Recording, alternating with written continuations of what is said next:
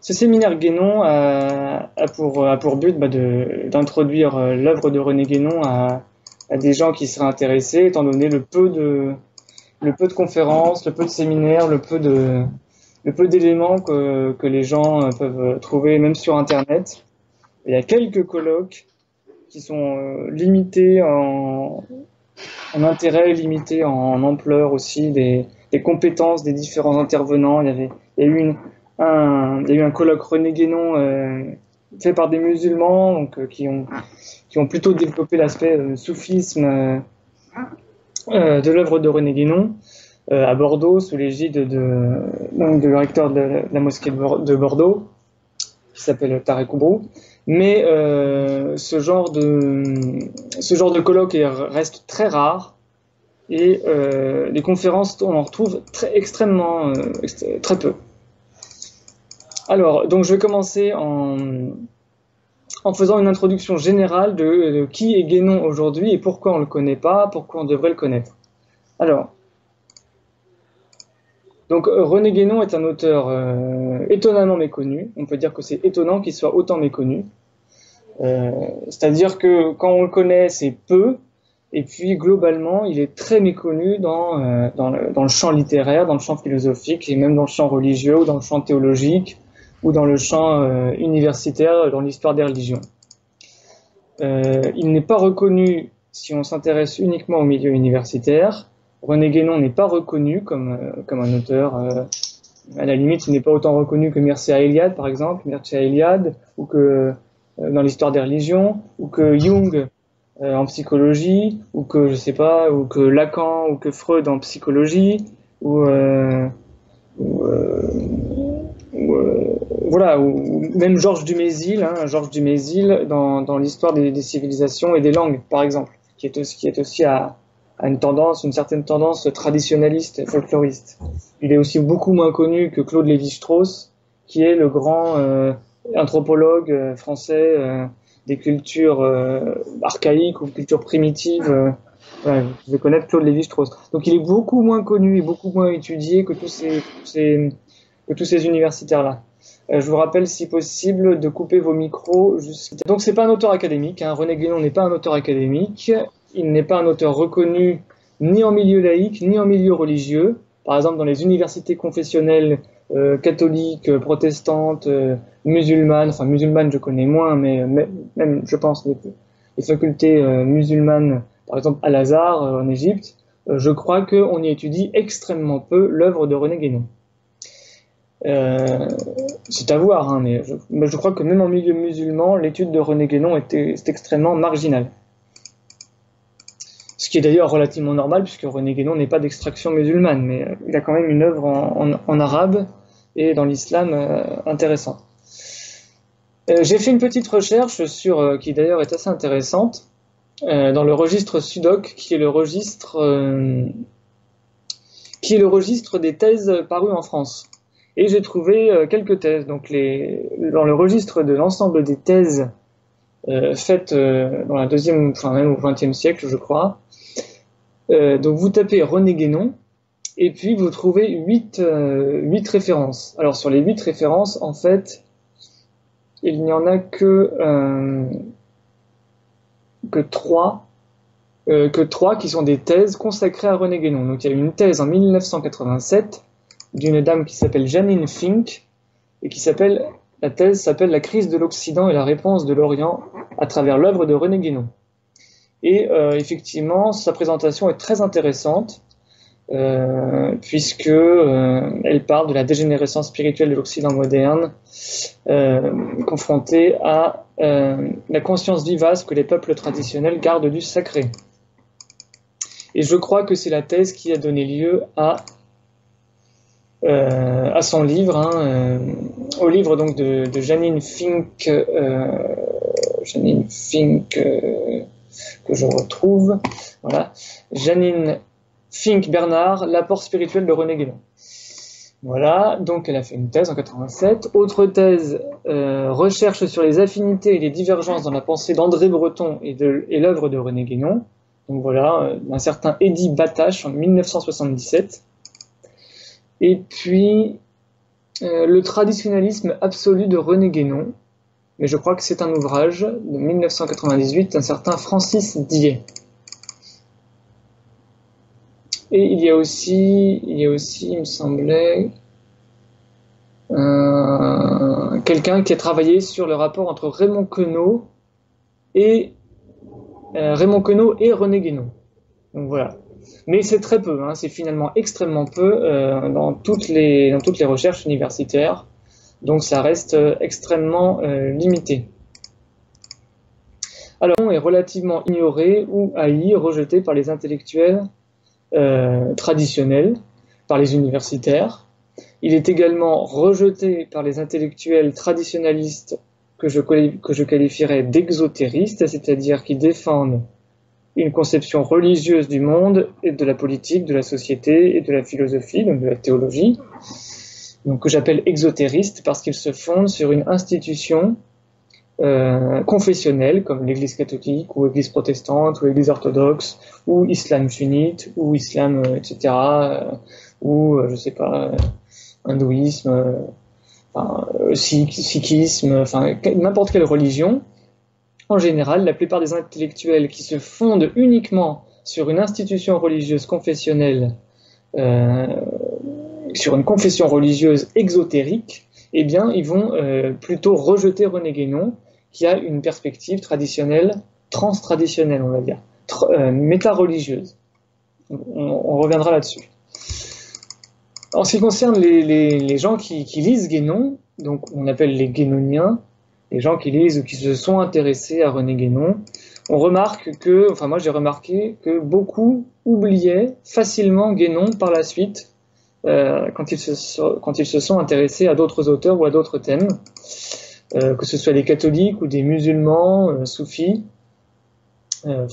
qui ont été intéressés par le soufisme ou initiés au soufisme et qui ont été intéressés par René Guénon, et bien par la suite ils vont facilement abandonner la posture, enfin les enseignements fondamentaux de René Guénon, ils vont les oublier, ils vont les laisser au second plan et ils vont donc abandonner cette base traditionnelle, cette base doctrinale extrêmement puissante et extrêmement structurée, extrêmement forte, extrêmement profonde que fournit René Guénon. Donc ils abandonnent cette sagesse traditionnelle qui donne à Guénon un surplomb, une doctrine extrêmement cohérente sur l'ensemble des traditions spirituelles et religieuses. Et donc ils abandonnent, quand ils restent attachés à une religion, par exemple quand les catholiques, ils lisent Guénon et puis ils s'intéressent à la spiritualité, et puis ils rejoignent une église catholique, une église traditionnelle, que ce soit l'islam sunnite ou chiite, j'en connais moins, enfin, il doit en avoir aussi, ou l'église catholique, ou je sais pas, n'importe quelle église. Eh bien, en général, assez souvent, les guénoniens ou les anciens guénoniens abandonnent la structure doctrinale de Guénon pour se particulariser, pour retomber dans une forme de particularisme, ce qui est, selon moi, assez déplorable, puisque justement René Guénon devrait permettre de se sortir des particularismes. Et je ne parle pas là d'être attaché à une tradition religieuse, hein. Je parle des gens qui retombent dans un particularisme religieux qui leur fait perdre de vue toute la structure, toute l'architecture doctrinale que fournit René Guénon, toute la science sacrée qu'il fournit. Donc ce n'est pas parce qu'on devient pieux, ce qui est bien, hein, ce n'est pas parce qu'on devient pieux dans une religion qu'il faut se cantonner à l'exotérisme. Et je pense que René Guénon doit rester une base fondamentale. Il ne faut pas s'en tenir à un particularisme culturel et religieux. Et on ne peut pas accepter que quelqu'un qui se soit initié à la doctrine traditionnelle de Guénon puisse ensuite confesser une sorte de particularisme qui le rend orgueilleux par rapport à sa tradition exotérique. Par exemple, quelqu'un qui deviendrait je vais prendre plusieurs exemples, hein, mais je choquais personne, mais par exemple, quelqu'un qui deviendrait un takfiriste ou un salafiste ou un wahhabite forcené, hein, qui est vraiment un fanatique de Mahomet et des salafis et de l'enseignement wahhabite, donc Abdel Wahhab, si ça lui plaît, pourquoi pas, mais c'est renier Guénon, hein, c'est renier René Guénon. que de retomber dans un particularisme, par exemple le particularisme wahhabite, ou alors le particularisme catholique, qui considérerait que, eh bien, pour avoir le salut après la mort, il faut absolument être catholique, et que quiconque n'est pas catholique ira en enfer, par exemple, quand vous êtes un fanatique catholique. Donc un tel particularisme est selon moi une sorte de retombée spirituelle et intellectuelle dans les ornières de l'exotérisme le plus décadent, le plus moderniste, qui renie toute la science sacrée que fournit René Guénon. Alors, point suivant, il est vrai que le corpus guénonien est un corpus vaste, difficile à maîtriser, qu'il faut un haut niveau intellectuel, moral, religieux en même temps, spirituel on va dire, pour l'assimiler, et pour l'assumer aussi, pour continuer à assumer le corpus, vraiment le corpus de sciences sacrées que fournit René Guénon. Il faut être vraiment très bien structuré mentalement, et il faut avoir une forte spiritualité, une constance aussi. René Guénon, c'est une sorte de scribe de la voie traditionnelle qui est imperturbable. Hein, on a l'impression que de 1924 ou 1922, je crois, où il a écrit Orient et Occident, enfin de ses prémices, 1924, la métaphysique orientale, jusqu'en 1946, avec Aperçu sur l'initiation et ses derniers ouvrages, eh bien, il y a une ligne traditionnelle absolument quasi infaillible que René Guénon ne va jamais trahir. Donc il faut une sorte de constance doctrinale sans faille pour continuer à assumer et à assumer pleinement ce qu'on a appris chez René Guénon, puisque cette cohérence et cette continuité guénonienne est exemplaire. Donc il faut suivre cet exemple, et ce n'est pas facile, puisqu'on est dans la période où tout le monde varie. Oh oui, j'ai lu Evola, puis je lis René Guénon, puis je vais lire Parvulesco, puis je vais lire Douguin, puis je vais lire machin, je vais lire Bidule, et puis je vais lire, je sais pas, Michel Valsan, je vais lire, voilà, je vais lire différents auteurs, et puis finalement, je vais lire Alain de Benoît, je vais lire, je sais pas, n'importe qui, le cheikh Imram Hossein, je vais lire... Et puis les gens se perdent, ils changent d'auteur en auteur, de doctrine en doctrine, et puis finalement ils ont perdu toute l'architecture, parce que René Guénon, c'est pas seulement une théorie ou des idées qui sont intéressantes, c'est une architecture, c'est un squelette qui doit valoir pour tout le monde. Ce n'est pas n'importe quoi. Alors par exemple, justement, prenons un autre exemple, de nombreuses personnes lisent René Guénon avec engouement, hein, on peut parler d'engouement, quand ils ont une vingtaine d'années, ou 20 ou 30 ans, quand ils sont encore jeunes. Par exemple, ils lisent La crise du monde moderne. Hein, et puis ils se disent, ah oui, vraiment, René Guénon, c'est très intéressant, c'est très iconoclaste, ça permet vraiment de critiquer le monde moderne, c'est un petit peu leur Karl Marx, si vous voulez, leur Che Guevara traditionnaliste. Et puis 10 ans après, finalement, ils ont tout oublié. Enfin, 10 ans après, voilà, ça a été leur phase Che Guevara guénonienne. Et puis, ils ont porté une sorte de t-shirt intellectuel avec marqué René Guénon, crise du monde moderne. Et puis, 10 ans après, finalement, ce sont des bons consommateurs ou de la société moderne. Ils se sont rangés des voitures et ils n'ont finalement assimilé aucune profondeur doctrinale de la philosophie, de la pensée guénonienne. On peut appeler ça la force de l'habitude. Hein. Ils sont rentrés dans une vie active, dans une vie mondaine, qui les a fait retomber dans une sorte de trivialité, de banalité avilissante, hein, de l'idéologie, du confort, des divertissements, ou bien tout simplement du conformisme intellectuel. Et d'ailleurs à ce sujet, c'est pas que moi je suis un ayatollah de Guénon, mais on pourrait dire que pratiquement aucun guénonien n'a de vie véritablement, ou même de pensée guénonienne, ou du moins on les cherche.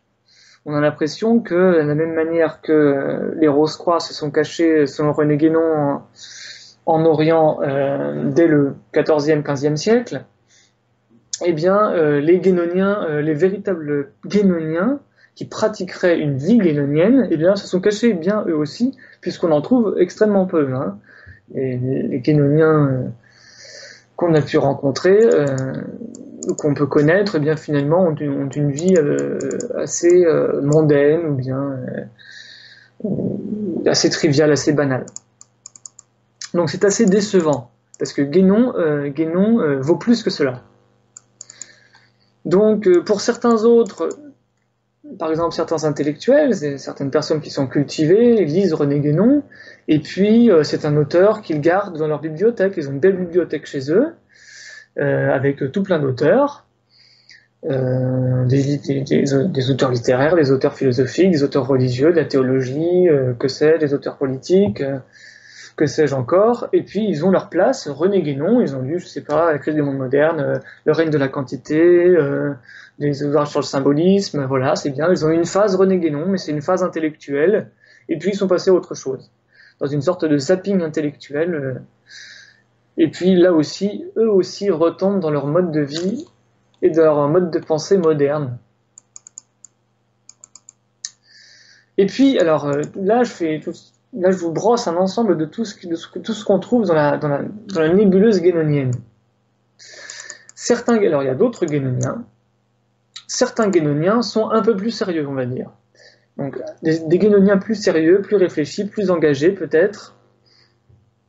Et eux, ils vont essayer de se situer dans une tradition traditionnaliste, on peut dire, c'est-à-dire une lignée d'auteurs, Evola, Chion par exemple, ou Borella, hein, c'est-à-dire toute une galaxie guénonienne, Dugin aussi, qui est aussi un guénonien, mais bon, un peu plus excentrique, Parvulesco, qui est censé aussi être un guénonien, un catholique guénonien, très mystique, très excentrique lui aussi à sa manière, et donc ils se mettent dans cette galaxie, mais du coup, cette galaxie devient tellement excentrique, justement, par différents auteurs qui ont des perspectives assez déconcertantes par rapport au socle doctrinal guénonien, qui est simplement un socle de sciences sacrées, hein, de sciences d'anthropologie métaphysique, hein, d'anthropologie sacrée, d'anthropologie spirituelle, véritablement d'intellectualité pure, qu'est René Guénon, eh bien, ces gens vont se perdre dans différents auteurs qui ont des perspectives trop excentriques. Par exemple, Parvulesco. Je ne sais pas si vous connaissez. Bon, Jean Parvulesco fournit des... Oui, il y a un Parvulesco qui est un auteur intéressant, mais qui, quand on essaye, c'est un peu le grand écart, hein, ça va faire du grand écart. Donc, avec des grands écarts, on ne fait pas un socle doctrinal solide, mais on provoque des distorsions philosophiques, des distorsions métaphysiques, un confusionnisme ésotérico-mystique, parfois occultisant, et qui ne peut que provoquer un embrouillamini doctrinal et intellectuel. Et donc ça n'éclaire finalement plus personne ne trouve de repères, alors que justement l'intérêt de René Guénon, c'est de donner des repères. Donc si vous commencez à parler, oui Dugin, oui Parvulesco, oui machin, oui bidule, et puis déjà que les gens ont du mal à tout lire, hein, ou à lire quelques ouvrages de René Guénon et de les comprendre bien, donc tout ça ne peut que les perdre. Donc ça c'est aussi un danger de René Guénon, les guénoniens se perdent dans un embrouillamini, ou dans un confusionnisme, ou dans diverses distorsions ésotérico-mystiques. Donc ça c'est aussi un danger. Et c'est d'ailleurs dans l'histoire des doctrines ésotériques ou des sociétés d'études ésotériques, c'est ce qu'on trouve par exemple autour de Papus, Gérard Ancos, qui se surnommait Papus, fin 19e, début 20e siècle, a fondé la société, l'ordre martiniste plus précisément, un ordre chrétien ésotérique, traditionnaliste, mais dans ce groupe d'études, eh bien, on a remarqué qu'il y avait surtout une tendance à occultiser, c'est-à-dire à étudier tout un ensemble de sujets un petit peu parapsychologiques, parascientifiques, parareligieux, spiritisme, occultisme, etc. Et donc, finalement, que ce soit la doctrine chrétienne, que ce soit la doctrine de Saint-Martin, puisque c'est censé être l'ordre martiniste, eh bien, tout ça a été finalement occulté, dispersé dans un grand bouillonnement occultisant, avec un intérêt très mondain, un intérêt de dandy, de mondain, pour différents phénomènes paranormaux, spirites, le gnosticisme, etc. Donc tout ça perdait les repères.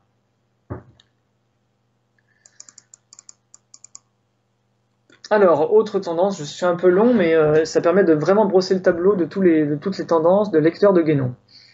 Parce que ça permet, faire cet examen-là, ça permet de savoir dans quoi on s'engage. René Guénon, c'est aussi aujourd'hui représenté par les guénoniens, par les gens qui l'ont lu.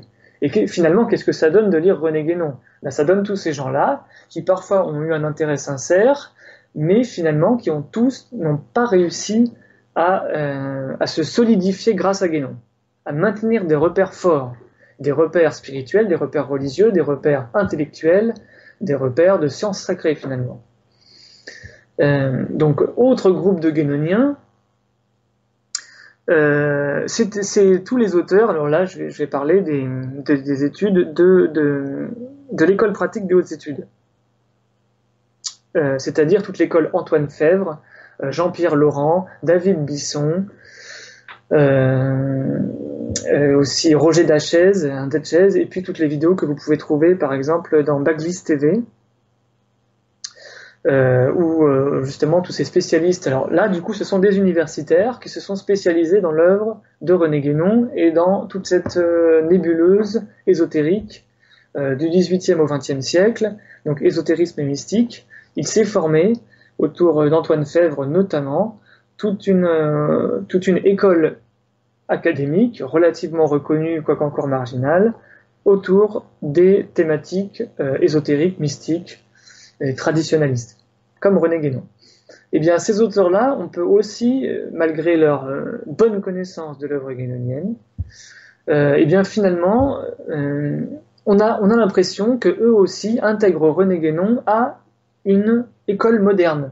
Pour eux, René Guénon devient d'auteur moderne, à la suite de Antoine Compagnon, qui a écrit un grand ouvrage qui s'appelle Les Antimodernes, où il parle des écrivains, des auteurs littéraires, comme Chateaubriand par exemple, ou comme Pascal, ou comme d'autres auteurs, qui en fait ne seraient pas véritablement des antimodernes, mais seraient des modernes originaux. Et bien finalement, de la même manière, les Jean-Pierre Laurent, les Antoine Fèvre, enfin tous les successeurs d'Antoine Fèvre et de Jean-Pierre Laurent, ou de David Bisson qui a écrit René Guénon, une politique de l'esprit, on a l'impression que René Guénon devient un auteur moderne qui pose des ponts entre diverses traditions religieuses et qui participe d'une sorte de supermarché religieux et spirituel, libéral. Finalement, lire Guénon, ça permet de se mettre dans un bain spirituel et doctrinal tout à fait plus polyvalent, tout à fait pluraliste, où on pourrait faire son supermarché des traditions, son supermarché des religions, et que donc on peut lire Guénon de manière parfaitement moderne. Donc en faisant de cette unité transcendante des religions une sorte de supermarché aux spiritualités. Et évidemment, donc c'est une posture qui est très dangereuse et qui est très fausse, qui est une trahison de René Guénon, puisque ça se fonde sur une conception très moderne de la religion, comme étant justement quelque chose que l'on choisit, à laquelle on se convertit, et que l'on choisit comme dans un supermarché.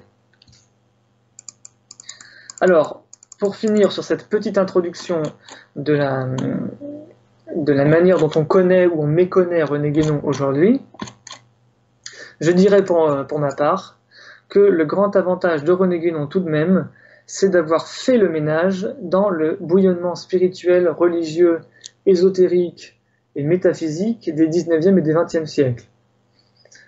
Il faut savoir qu'au 19e siècle, comme vous le savez peut-être, il y a eu un énorme bouillonnement autour de la redécouverte ou de la découverte ou du développement des doctrines gnostiques, ésotériques, mystiques, etc. Il y a eu beaucoup d'auteurs mystiques au XIXe siècle, il y a eu des apparitions de La Salette, de Bernadette Soubirous à Lourdes, donc il y a eu Thérèse de Lisieux, etc. Donc il y a de grandes figures mystiques, il y a aussi de grands ésotéristes, et c'est le siècle de Papus, c'est le siècle un peu plus tôt d'Eliphas Lévy, de Joséphin Péladan, voilà, le 19e siècle est un siècle de bouillonnement ésotérique. On s'intéresse beaucoup aux doctrines ésotériques, et on s'intéresse beaucoup aussi au traditionnalisme, mais encore de manière très confuse, très distordue, très dispersée, très mondaine. Eh bien, René Guénon, il va restructurer tout ça, il va donner de grands coups de balai et il va reprendre l'essentiel et le construire de manière extrêmement méthodique, extrêmement fondée, en justifiant les traditions et en indiquant les postures malsaines, les postures ésotérisantes, occultisantes surtout, et en faisant de la doctrine traditionnelle un critère de justification et d'authenticité initiatique. Et ça, c'est l'essentiel. Hein, je répète juste parce que c'est une idée très importante. René Guénon, qu'est-ce qu'il fait surtout? Il propose une doctrine traditionnelle comme critère universel de justification de tout, hein, de la politique, du pouvoir, des spiritualités, des religions, des doctrines, des rites et des initiations ésotériques. C'est-à-dire qu'une initiation qui se prétend ésotérique mais qui n'est pas rattachée à une doctrine traditionnelle est tout simplement pour René Guénon une sorte d'occultisme de bas étage qui ne vaut rien. Et donc on peut dire, pour conclure là-dessus, qu'il n'y a pas d'aporie dans le système guénonien. Il n'y a pas d'aporie, ça veut dire qu'il n'y a pas d'absurdité, si vous voulez. Il ne laisse rien au hasard, ou presque rien. Il permet d'envisager toute contradiction apparente par une dialectique traditionnelle de l'élévation et de la multiple ontologie, la fameuse théorie des états multiples de l'être, qui est en réalité concordante d'une théorie des états multiples de la tradition, finalement. Les religions sont des états multiples d'une même tradition primordiale. Alors, je ne sais pas si vous voulez faire une pause maintenant et une petite séance de questions. Juste après, mon petit chapitre d'après sera un chapitre sur tout simplement les grands thèmes de l'œuvre de René Guénon, où là, je vous exposerai les quatre dimensions fondamentales. Alors, non, pas de questions. Alors, je regarde donc le chat. Tu parles de mouvements métapolitiques qui récupèrent Guénon comme Soral. Alors, voilà, donc ça peut être une question tout à fait pertinente. À ma connaissance, Alain Soral, donc la nébuleuse soralienne, une nébuleuse de la dissidence qui essaye de faire la conjonction entre la gauche du travail, la droite des valeurs, c'est-à-dire la tradition, l'enracinement, et puis la remise en cause du libéralisme et du capitalisme. Certains ont rattaché cette nébuleuse soralienne à René Guénon. À ma connaissance, je n'ai pas entendu peut-être une seule fois Soral mentionner la doctrine de Guénon. Donc là-dessus, rien du tout. Et je n'ai entendu personne faire dans la nébuleuse soralienne, où ils font quand même beaucoup de conférences, avec Marion Sigaud, avec Farid Belgoul, avec Mathias Cardet, avec Jacob Cohen, avec un ensemble d'intellectuels, il n'y en a aucun qui a parlé de René Guénon. Hein, je n'ai entendu aucun. Alors, dans Comprendre l'Empire, il y aurait une citation de René Guénon. Alors, sinon tu peux prendre la parole aussi, hein. Micro HS. D'accord, oui, donc oui, une question, vas-y. Non, moi je veux juste rajouter un petit truc. J'ai lu Comprendre l'Empire et la citation sur René Guénon, elle fait deux pages. C'est juste pour rappeler que dans la crise du monde moderne, il critique le monde moderne, si je peux me permettre. Alors, donc il n'y a pas véritablement citation de Comprendre l'Empire. Alors, c'est à quelle page? Tu peux me répéter les pages, s'il te plaît? Oula, je l'ai plus sur moi. Je l'ai pas sur moi. Je peux aller les récupérer, mais ça serait dans 5 minutes. Tu veux que j'aille les récupérer? Bah, si ça te... C'est ma voisine qui l'a, je l'ai prêté. Ah, ok. Non, bah, c'est pas la peine alors, c'est pas la peine. Je peux le récupérer dans 2 minutes, quoi. Si tu tiens vraiment à voir la page ce soir ou tout à l'heure. Est-ce que toi, tu tiens à défendre l'idée que Soral est guénonien? Alors là, je me suis frappé toutes les vidéos de Soral et Guénon est 1000 fois meilleur. Oui, alors, oui, Guénon est meilleur. Est-ce que Soral est vraiment guénonien? Je pense pas, non. D'accord.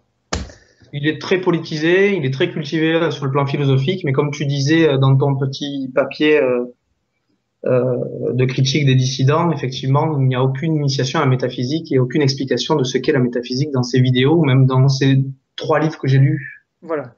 J'ai pas fini Sociologie de Dragueur, mais en tout cas, c'est pas dans Sociologie de Dragueur qu'on va faire de la métaphysique. Oui, je ne pense pas. Voilà. Il est dans la mouvance traditionnaliste. Oui, c'est vrai qu'il m'a quand même fait retourner un peu au catholicisme, mais bon, c'est quand même mieux Guénon. Alors, oui, donc ça peut être des remarques pertinentes, hein. Il est dans la mouvance traditionnaliste. Oui, non, dans le sens guénonien. Ok. Donc, en ce qui concerne la mouvance sorale, c'est une mouvance néo-conservatrice ou néo-traditionnaliste, si on veut, mais ah oui, oui, intéressant. Alors, est-ce qu'il y a d'autres questions ou d'autres remarques sur ce que j'ai dit là, sur les guénoniens, sur comment non, pas de questions. Donc, je passe à mon chapitre suivant.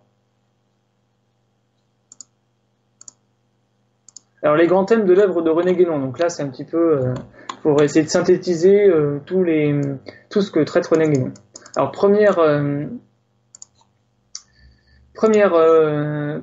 thème, c'est pour moi, c'est la perspective historique temporelle. Donc, j'ai dégagé 4 grands thèmes, 4 perspectives. Première perspective, une perspective historique, donc temporelle. On est à un niveau temporel. Donc, c'est la critique du monde moderne, évidemment. Hein, c'est une des perspectives phares de René Guénon. La critique du monde moderne en opposition à la tradition, qui est donc ancienne forcément, mais qui est perpétuée par les peuples traditionnels ou par les sociétés traditionnelles ou par les religions traditionnelles.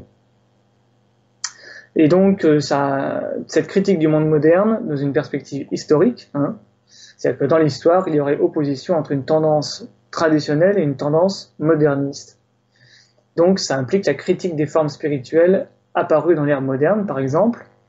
René Guénon va critiquer toutes les spiritualités modernes qu'il va dénoncer comme des pseudo-spiritualités du coup. Hein, tout ce qui est apparu dans l'ère moderne va être disqualifié puisque ça va être contraire à un enracinement traditionnel. Donc la modernité occidentale apparaît comme une tare, tandis que l'Orient apparaît comme un monde traditionnel préservé, hein, dans la perspective de René Guénon, par exemple dans Orient et Occident. Mais c'est une perspective qui est aujourd'hui très difficile à défendre. Hein, aujourd'hui, l'Orient ne peut plus être considéré comme un paradis traditionnel, on va dire. Deuxième point de cette perspective historique toujours, c'est la cyclologie. Hein. L'histoire humaine, prise dans son ensemble, serait structurée par des cycles, et des cycles qui seraient en concordance avec des cycles cosmiques, hein, par exemple dans Forme traditionnelle et cycles cosmiques de René Guénon.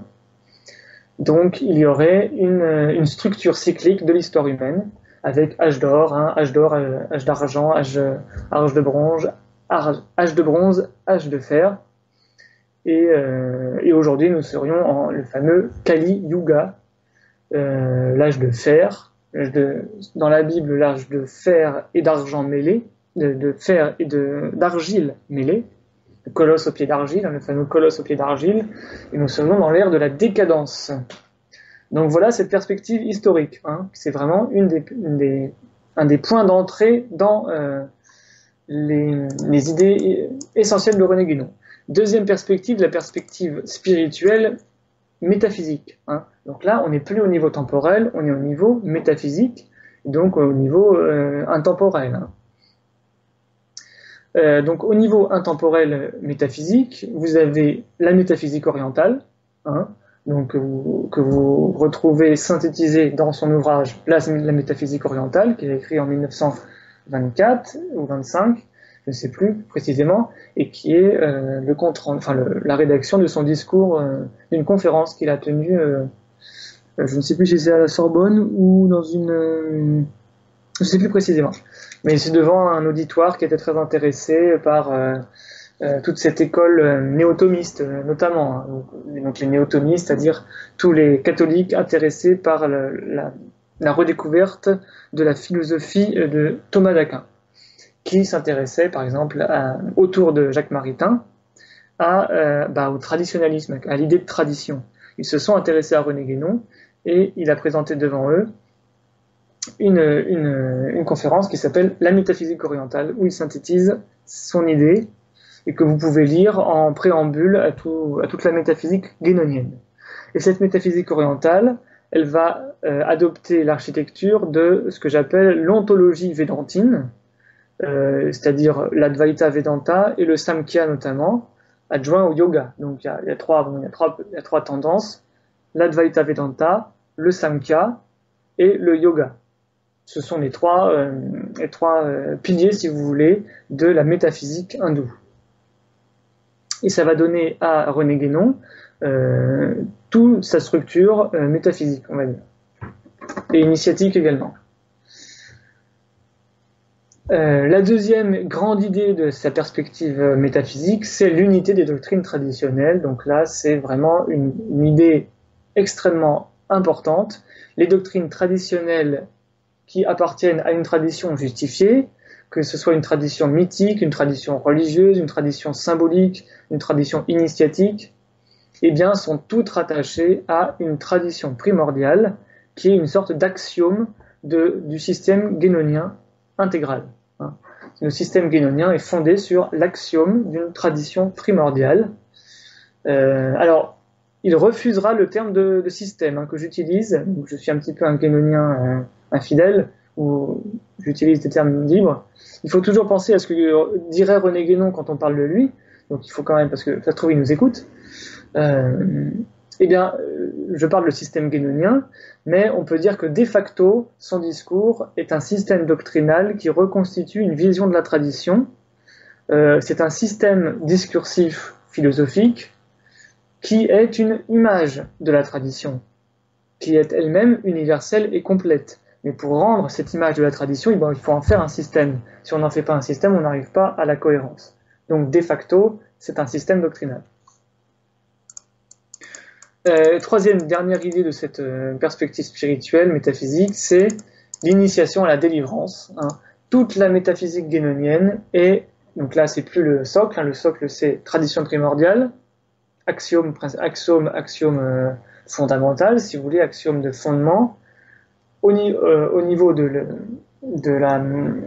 l'arrivée, du point d'arrivée, du point supérieur, c'est la délivrance. Donc ce qu'on appelle la délivrance, ou la réalisation métaphysique ultime des possibilités de l'être. Au-delà de l'être même, et de ses déterminations. Donc c'est l'être indéterminé, l'être inconditionné, le non-être, et même le non-être, ou ce qu'il appelle également l'identité suprême. Donc ça, ce sont différentes dénominations de ce stade de la délivrance ultime. Délivrance, état inconditionné, non-être, ou identité suprême. Quatrième perspective, c'est une perspective qui, donc, étant donné toutes ces doctrines qui sont donc des doctrines très initiatiques, très métaphysiquement exigeantes, ça exige une vision de l'être très structurée, très vertueuse, c'est-à-dire que l'être est tendu vers une vérité et vers une sorte de dissolution de lui-même au profit d'une absorption dans une unité primordiale. Donc autrement dit, c'est quelque chose qui est extrêmement difficile pour l'homme moderne. Et bien du coup, ma troisième perspective est une perspective sociale. Qu'est-ce que socialement ça donne ? Eh bien ça donne l'idée d'un élitisme.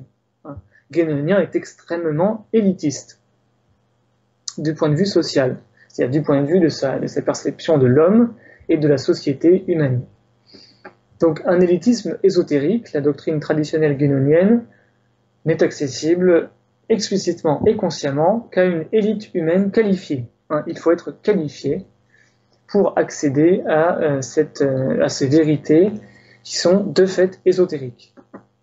Même si Guénon professe une sorte d'universalisme de la doctrine traditionnelle. Donc il y a deux tendances, un universalisme traditionnel et un élitisme initiatique, si vous voulez. Donc, in fine, très peu de personnes pourront s'initier à cette identité suprême, ou à cette unité transcendante des religions, par exemple, qu'explique et que démontre René Guénon. Deuxième point de cette perspective sociale, que je considère comme un niveau social de la doctrine guénonienne, c'est son légalisme initiatique. L'important n'est plus pour René Guénon de trouver une doctrine spirituelle, par exemple, de trouver une religion qui soit en elle-même spirituellement forte, spirituellement valide, mais quand on lit notamment ses ouvrages sur l'initiation, eh bien, l'important est surtout de se rattacher à une organisation initiatique dépositaire d'une chaîne ininterrompue. Donc c'est une des tendances de René Guénon, qui peut être étonnante étant donné son universalisme, ou son idée que finalement la tradition est purement métaphysique. En réalité, René Guénon va défendre l'idée que si la tradition est métaphysique et donc elle est immatérielle, eh bien, d'un point de vue social, d'un point de vue humain ou historique, il faut se rattacher, d'un point de vue initiatique, donc pour s'initier, pour être initié à une spiritualité ou à un savoir, à une science sacrée, quelle qu'elle soit, eh bien, il faut être initié par une organisation qui est dépositaire d'une chaîne ininterrompue. Un peu comme la succession apostolique dans l'Église catholique romaine, avec un pape qui est le successeur immédiat d'un autre pape, et ces différents papes se donnent le relais, comme un relais 4 fois 100 mètres, et ils se donnent le relais de cette chaîne traditionnelle. Donc, et la chaîne doit être constituée de chaînons ininterrompus. Et donc cet attachement à un légalisme traditionnel est caractéristique de René Guénon, c'est-à-dire que René Guénon met en garde contre toutes les doctrines, tous les prédicateurs traditionnalistes. C'est pour ça d'ailleurs qu'il ne se considère pas comme un traditionnaliste. Il l'a aussi, au niveau du vocabulaire, il critique ce terme. Pour lui, les traditionnalistes, ce sont des folkloristes, en fait. Ce sont des gens qui étudient les traditions, mais sans se rattacher à aucune. Et donc, il critique extrêmement ce terme, parce que lui, en fait, il est extrêmement légaliste. C'est-à-dire que pour parler d'une tradition, il faut être rattaché, précisément, à une chaîne initiatique. Dernière perspective, que j'appellerais assez vaguement intellectuelle, perspective intellectuelle, ou scientifique, si vous voulez, scientifique dans le sens de science sacrée, c'est le symbolisme cosmique, donc tout ce qui est la perspective symbolique, perspective intellectuelle, cosmologique. René Guénon nous explique comment les traditions ont constitué une sorte de symbolisme cosmique à travers leur science sacrée qui explique le fonctionnement du monde, qui explique les rapports entre le haut et le bas, entre la matière et l'esprit, alors pas entre Dieu et les hommes, mais en fait, c'est sous-entendu. Là aussi, on pourrait dire que René Guénon, même s'il évoque rarement en fait la notion de Dieu, puisqu'il va plutôt utiliser la notion de non-humain, eh bien, derrière tout ce que nous explique René Guénon sur les symbolismes cosmiques, par exemple dans Symbole de la science sacrée, qui est un ouvrage qui est pullulant, qui a beaucoup d'études, beaucoup d'interconnexions traditionnelles et symboliques, et bien derrière tout ça, il y a l'idée que Dieu a révélé aux diverses traditions, eh bien, les secrets de la création. D'où l'intérêt de René Guénon aussi pour la tradition hermétique. Et donc, pour finir sur ces perspectives, la perspective cosmologique, intellectuelle, symbolique, eh bien, c'est le fonctionnement de cette architecture doctrinale guénonienne va fonctionner sur des couples de valeurs, des couples de concepts traditionnels fondamentaux. Et donc là, c'est relativement pédagogique. On peut percevoir chez René Guénon un balancement, l'exposition de plusieurs couples de notions. Par exemple, le yin, le yang. Le yin, le yang, entre opposition et complémentarité, le centre et la circonférence, la caverne et la montagne, l'exotérique et l'ésotérique.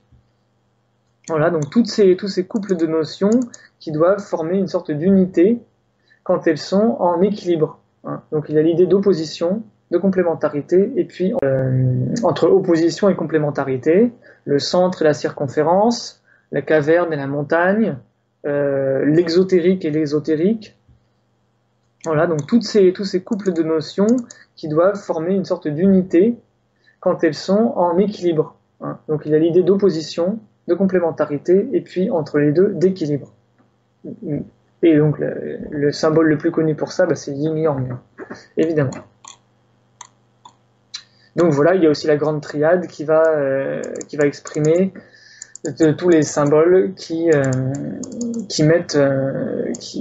développent cette idée d'équilibre de l'homme dans le monde, entre le monde matériel et le monde spirituel, par exemple. Donc voilà, j'en ai fini pour cette présentation générale des 4 grands thèmes, des 4 perspectives principales de l'œuvre de René Guénon. Est-ce que vous auriez des questions ?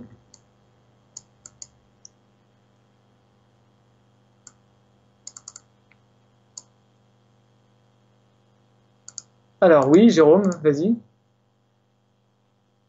Alors c'est un peu anecdotique, c'est un petit détail.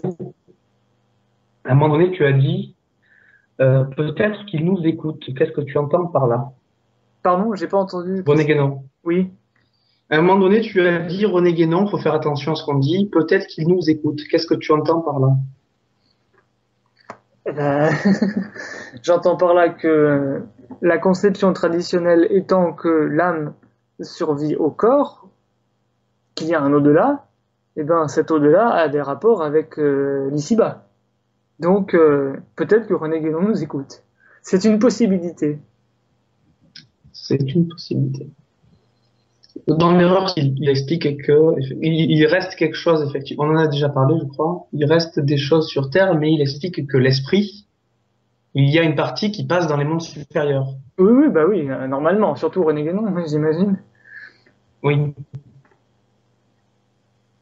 Oui. Donc... Et ce qui reste, ce n'est pas proprement la personnalité. C'est ça que j'ai cru comprendre dans l'erreur spirit. Donc je sais pas s'il y a des possibilités de retour après. Donc ça expliquerait aussi les visions de certaines personnes, c'est ça? Je sais pas. On pose la question. Il y a des phénomènes qui pourraient le laisser entendre, mais personnellement, moi je suis pas un spécialiste des fantômes ou des expériences de l'au-delà. Ou c'était juste une sorte d'ouverture à des possibilités que personnellement je n'ai jamais expérimentées. Donc, n'ayant jamais expérimenté ces possibilités, je suis humble par rapport à elles, et donc je dis peut-être qu'ils nous écoutent. D'accord. Oui, je suis au courant. Pour répondre à Jean-Claude Attali, j'ai lu l'erreur spirit. Je sais que dans l'erreur spirit, il parle un peu de Papus, alors j'ai pas trop de souvenirs de ça. Par contre, je sais qu'il parle beaucoup d'Alan Kardec, et je sais qu'il a effectivement beaucoup attaqué Alan Kardec. Donc oui, je sais qu'il a combattu le spiritisme. Oui. Merci. Oui, le spiritisme fait partie de des occultismes modernes. Alors, il va aussi critiquer le théosophisme. Hein. Donc, il y a l'erreur spirit et puis le théosophisme, histoire d'une pseudo-religion. C'est vrai que moi, n'étant ni spirit ni théosophiste, je ne me suis pas appesanti sur ces 2 ouvrages, puisque ce sont des ouvrages plus polémiques, on va dire. Mais on peut s'y renvoyer. Ah oui, sur la réincarnation, sur... Oui. Oui, donc c'est ce que j'ai dit. J'ai essayé de dire ça d'évoquer cela quand j'ai dit que René Guénon faisait des coups de balai, hein, faisait le ménage dans tout ce bouillonnement occultisant, donc spirit notamment. Surtout dans le spirit, il dénonce l'impossibilité de la communication avec les morts. C'est surtout ça. Ouais. Du moins, enfin, je sais pas ce qu'il dit dans l'erreur spirit à ce sujet, mais dans d'autres ouvrages, il dit que à mon avis, la communication avec les morts est possible, mais c'est un art inférieur. C'est-à-dire c'est un art, par exemple, il parle de la divination ou de l'astrologie, ou enfin de l'astrologie divinatrice. Ça fait partie des arts des sciences sacrées qui sont d'un niveau extrêmement inférieur. Et donc, que tant qu'on n'a pas l'initiation supérieure, s'en tenir à ces sciences sacrées inférieures est une sorte d'évaluation de l'initiation et de la spiritualité. Il dit que ça met en jeu les états inférieurs de l'être, que je ne Exactement, connais exactement, pas. c'est ça. Et, et je ne sais absolument pas ce que sont les états inférieurs de l'être. Donc, Et ben, les états inférieurs de l'être, c'est les états, par exemple, c'est des initiations purement psychologiques. Donc, c'est-à-dire tout ce qui, par exemple, il va évoquer le fait que le spiritisme va mettre en branle, quand par exemple on a une initiation, s'il y avait une initiation spirit, hein, l'initiation à des activités spirites, il explique par exemple que celui qui va être initié à des activités spirites va être initié uniquement dans la dimension psychologique de son être. C'est-à-dire que l'être humain n'est pas un être uniquement psychologique, il a des capacités métaphysiques, et puis au-dessus des capacités métaphysiques, il y a des capacités de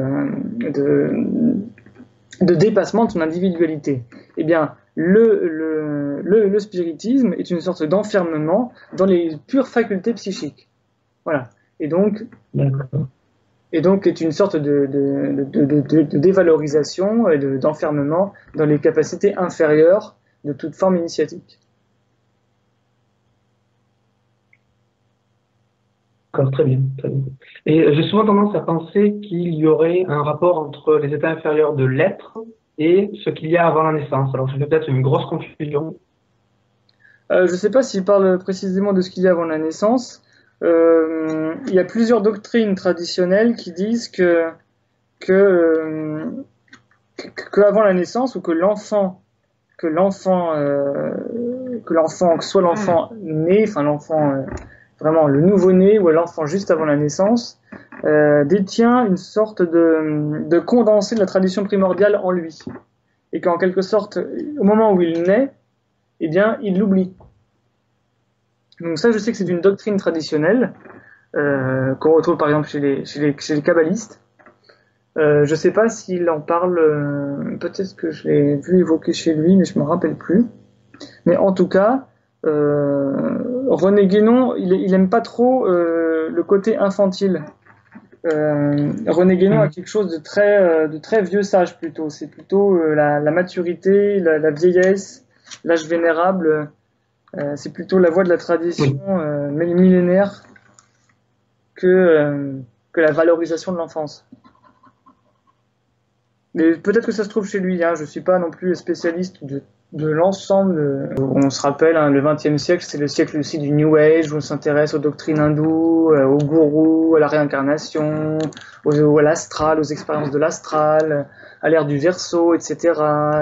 Donc le Lucis Trust, donc la société théosophique qui va avoir une grande influence sur le New Age, tous les gourous qui vont venir en Occident. Donc c'est tout ce bouillonnement ésotérisant, hindouisant, qui va venir en Occident.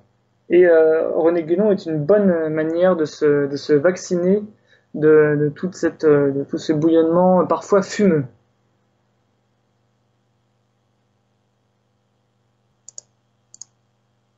Alors, une troisième et dernière partie pour cette séance d'introduction, les critiques habituelles de l'œuvre de Guénon. Donc il y a beaucoup de critiques, hein, évidemment. L'œuvre guénonienne est assez ample, est assez développée, structurée, et donc, comme Guénon propose une sorte de système doctrinal très solide et très cohérent, et très développé, qui a des applications philosophiques, religieuses, sociales, anthropologiques, scientifiques énormes, eh bien, logiquement, les personnes qui se sont mouillées dans l'océan guénonien, on peut dire, et qui sont restés réfractaires à la doctrine guénonienne, à la doctrine traditionnelle, et bien sont devenus des ardents critiques, mais souvent par ignorance, c'est-à-dire qu'ils ont lu quelques lignes de Guénon, quelques paragraphes ou un livre, et en réalité, ils n'ont pas mené une véritable étude. Jusque-là, je n'ai pas rencontré un seul ouvrage qui réfute Guénon. Alors si, j'en ai rencontré un, mais il avait été ridiculisé. Hein. Je ne sais plus quel était cet ouvrage. Il est sorti il y a quelques années, qui essayait de réfuter Guénon, mais c'était dans le ridicule. Hein. C'était vraiment dans le ridicule. Alors on pourra en reparler si vous en trouvez. C'est très rigolo d'ailleurs.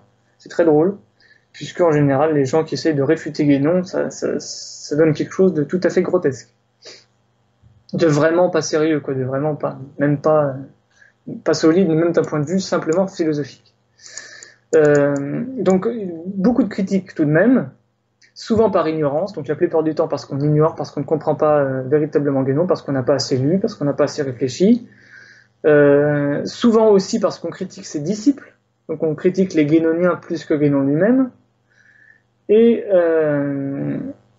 en réalité tous les défauts qu'on lui attribue, ce sont les défauts qui sont inhérents à la solidité de sa cohérence doctrinale.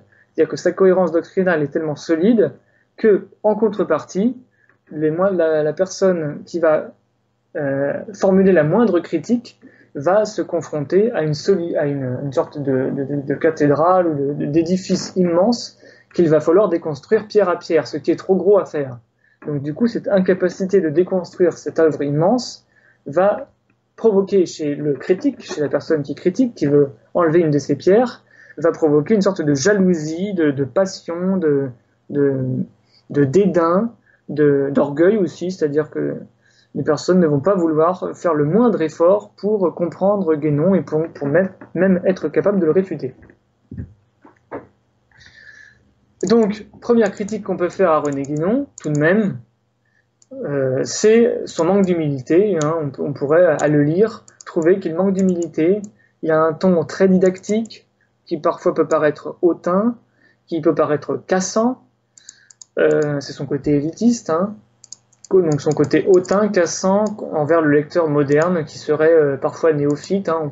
On n'est pas non plus tous des brahmanes initiés aux doctrines traditionnelles. On ne vient pas d'une société traditionnelle. Donc quand on lit René Guénon la première fois à tout le monde, ça fait un effet assez étrange. Et surtout les lecteurs qui n'ont aucune connaissance religieuse non plus, qui sont laïcs, qui n'ont pas de connaissance de sciences traditionnelles religieuses particulières, qui n'ont aucun lien avec un texte sacré, que ce soit la Bible, que ce soit un autre texte sacré. Toutes ces personnes-là, quand ils vont lire René Guénon, ils vont se dire mais pour qui il se prend celui-là, d'où il parle, finalement c'est pas scientifique, c'est pas sérieux, c'est pas référencé, voilà. Et c'est donc ça manque d'humilité. Donc c'est le côté Guénon, scribe de la tradition, qui a un côté infaillible.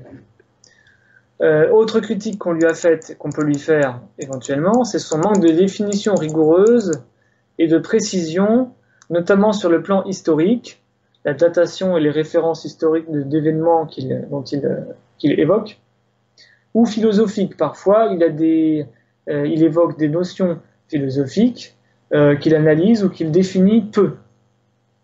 Hein. Il va définir certaines notions, hein, et puis d'autres notions, il va s'en servir énormément, mais finalement, il va les définir insuffisamment d'un point de vue philosophique. Donc aujourd'hui, un philosophe professionnel ou universitaire qui le lirait, dirait, mais finalement, cette notion est très mal définie, d'autres l'ont définie avant lui ou après lui, et ont fait le travail, etc. Et lui, il ne le fait pas, et il reprend une sorte de notion traditionnelle qu'il refait à sa sauce. Donc, il faut aussi prendre en compte cette critique, que effectivement, un philosophe sérieux d'aujourd'hui, qui simplement voudrait lire René Guénon avec un esprit critique, pourrait trouver que Guénon n'est pas rigoureux au niveau notionnel. Mais, je le dis encore, c'est inhérent à la qualité de son œuvre. C'est-à-dire que son œuvre est trop immense pour pouvoir détailler l'analyse notionnelle de chacun de ses concepts. D'ailleurs, à ce sujet, on peut rappeler que René Guénon a raté l'agrégation de philosophie.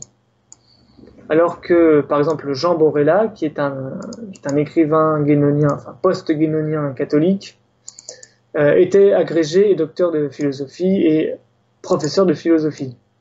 Mais à l'inverse, les ouvrages de Borella, du moins celui que j'ai lu qui est directement concerne Guénon, Ésotérisme guénonien et mystère chrétien, est un ouvrage qui est extrêmement ennuyeux, enfin, sur disons, les 2/3 du livre, extrêmement ennuyeux à cause justement d'analyses notionnelles philosophiques trop poussées et dans lesquels on se perd un petit peu et qui n'ont finalement assez peu de valeur. Donc finalement, Guénon ne tombe pas dans les analyses notionnelles à n'en plus finir. Ce qu'on peut également reprocher à Guénon, c'est son esprit de système, alors que Guénon, justement, dénonce l'esprit de système comme étant quelque chose de moderne. Mais de sa part, de son côté, René Guénon, eh bien, il a d'une certaine manière ou d'une autre, hein, il a un esprit de système, c'est-à-dire que tout doit se rattacher à la tradition primordiale, tout doit se rattacher à des doctrines traditionnelles, tout doit être fidèle à une initiation, à une chaîne initiatique absolument infaillible. Donc, finalement, René Guénon a un esprit de système qui est le garant. Il est long ce train. Voilà.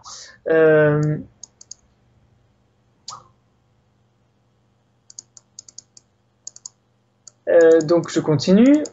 On peut aussi le critiquer d'avoir trop opposé de manière manichéenne, bornée et réductrice, le profane et le sacré. De la validité de sa doctrine. Ensuite, on lui a également reproché de trop opposé de manière manichéenne, bornée et réductrice, le profane et le sacré, la tradition et la modernité. Donc René Guénon serait quelqu'un trop polémique, trop manichéen, trop dualiste, qui aurait érigé des oppositions irréconciliables, inconciliables entre tradition, modernité, entre le sacré et le profane. Hein. Par exemple, quelqu'un qui est profane ne peut rien comprendre aux sciences sacrées, et celui qui est dans les sciences sacrées n'a rien à voir avec le point de vue profane, etc. Donc, les fameuses oppositions dont je parlais tout à l'heure, on peut, certains, en lisant René Guénon, pourraient considérer que ces oppositions sont trop marquées, trop caricaturales.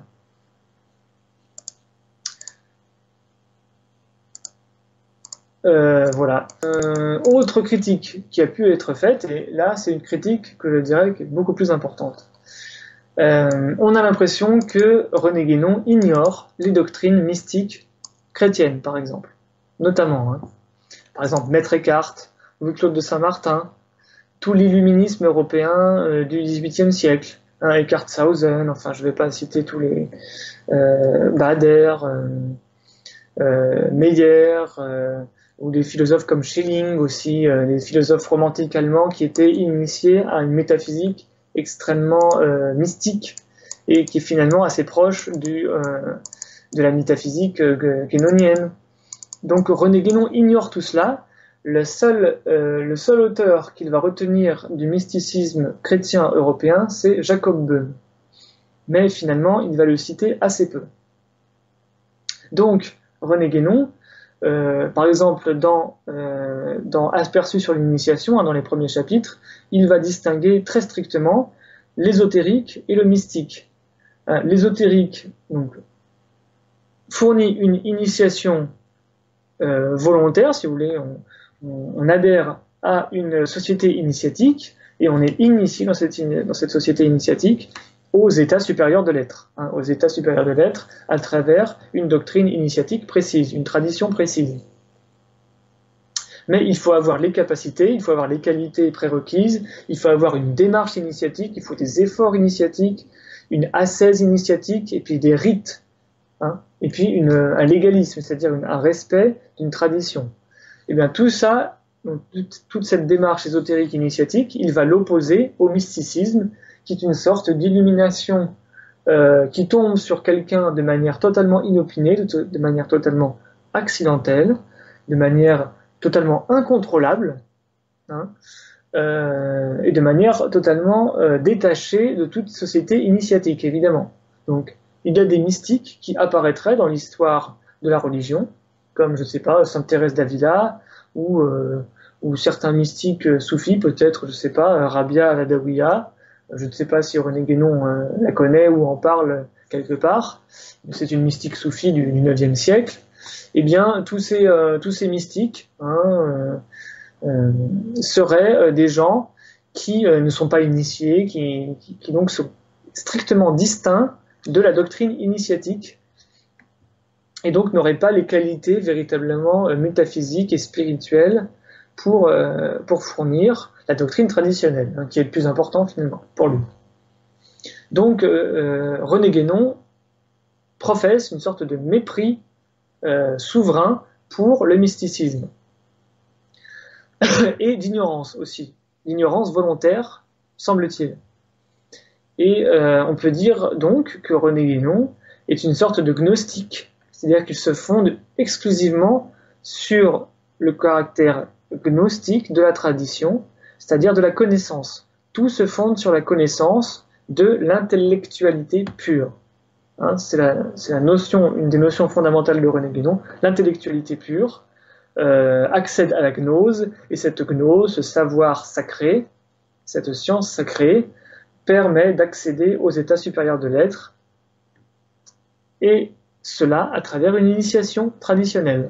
Or, le mysticisme ne s'attache pas spécifiquement à la gnose, puisqu'il accueille la révélation divine en lui, avec tout un ensemble de sensations intérieures, sensations qu'il considère comme plutôt psychologiques que métaphysiques, et que donc il ravale au niveau de simples phénomènes émotionnels.